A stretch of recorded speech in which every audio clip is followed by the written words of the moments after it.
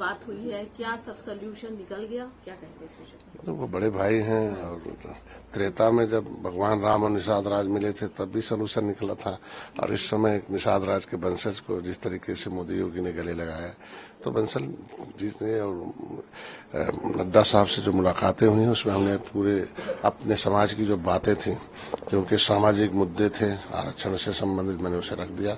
वो जब मैं भाजपा के साथ आया था तो शुरू में इसी शर्त पर आया था, और उसको हल करने के लिए वो दीपावली के बाद उसमें बैठक होगी और वो तैयार हो गए हैं। दूसरा हमारे कार्यकर्ताओं के समायोजन से था, और जीत में बदलने के लिए सीट की जरूरत है, क्योंकि 2024 में जो था वो सीट न मिलने की वजह से जीत में हमको आंशिक असफलता मिली थी, आंशिक सफलता विपक्ष के लोग प्राप्त कर लिए थे।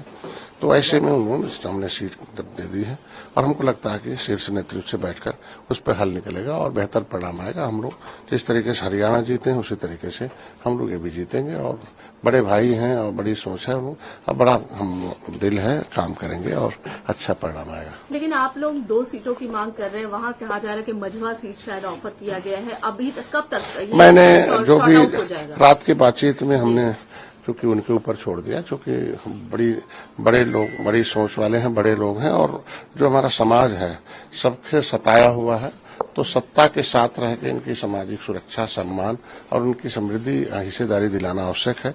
इसलिए जो भी बातचीत थी मैंने अपने प्रत्याशियों की लिस्ट भी सौंप दी है, बात भी सौंप दी है, और उन्होंने कहा कि नहीं अब बैठकर इस पर बेहतर परिणाम आएगा और हम हल निकालेंगे। प्रधानमंत्री जी से मिलने का समय मैंने लिया समय, लेकिन दीपावली के बाद प्रधानमंत्री और गृह मंत्री और सब हम लोग बैठेंगे इस पर जो चर्चा होगी, जो और भी हमारे मुद्दे हैं।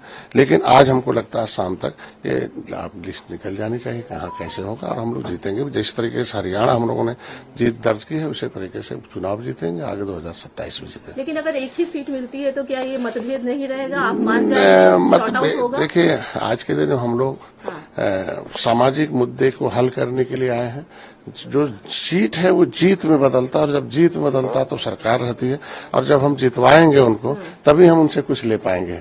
इसलिए जीत के लिए सीट की आवश्यकता है, इसलिए उनके ऊपर मैंने छोड़ रखा। लेकिन अखिलेश यादव तो कह रहे हैं हम लोग जीतेंगे, बीजेपी ने जानबूझ के दंगा करवाया है, उपचुनाव में हम जीतने वाले हैं, सत्तासीन 27 करके पोस्टर भी उनके ऑफिस के बाहर लग रहे हैं, क्या कहेंगे?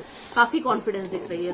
मैं 2013 से राजनीति में आया हूँ, और 13 जनवरी 2013 को मैं निषाद राज के किले पर मैं संकल्प लिया, और तब से 2014 से समाजवादी पार्टी हमेशा कह रही मैं सत्ता में आ रहा हूँ, सत्ता में आ रहा हूँ। 2014, 2015, 2017, 2019, 2022 ये हमेशा ही उल्टा ही मतलब जो कहते हैं उसका उल्टा ही होता है। इस बार थोड़ा कांग्रेस के साथ रह के झूठ मतलब आंशिक सफलता प्राप्त कर लिया, क्योंकि जिस तरीके से मोदी के अमित शाह जी के एडिट वीडियो चलाकर लोगों को भ्रम फैलाया गया, नैरेटिव सेट किया गया, तो नैरेटिव से लिया गया वोट थोड़ी देर के लिए आप आंशिक सफलता प्राप्त कर सकते, तो सत्ता नहीं मिलती है। सत्ता मिलती है काम से, सत्ता मिलती है लोगों को सम्मान देने से। तो पिछड़ों के नेता के रूप में अगर आए थे माननीय मुलायम सिंह, तो मुलायम सिंह पिछड़ों के लिए काम करते थे।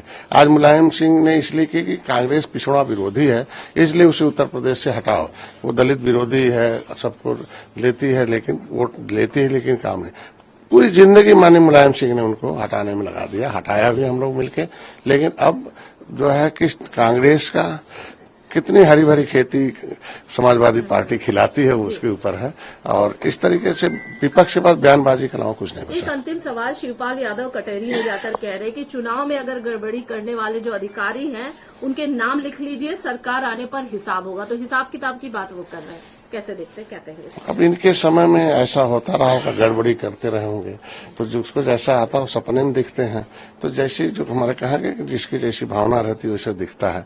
तो ये लोग अपने समय में प्रभावित करते रहे अधिकारियों से, और इसीलिए तो 30 साल तक हाथी लाओ साइकिल लाओ, हाथी आओ साइकिल हटाओ, साइकिल हटाओ हाथी लाओ।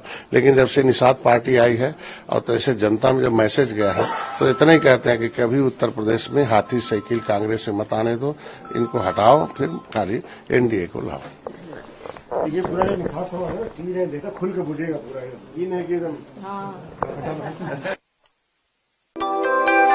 यूपी की हर खबर देखने और उनसे अपडेट रहने के लिए हमारे चैनल श्रेष्ठ यूपी को सब्सक्राइब और लाइक करें। साथ ही बेल आइकन को दबाना ना भूलें, जिससे हमारे हर वीडियो की जानकारी आप तक पहुंचती रहे।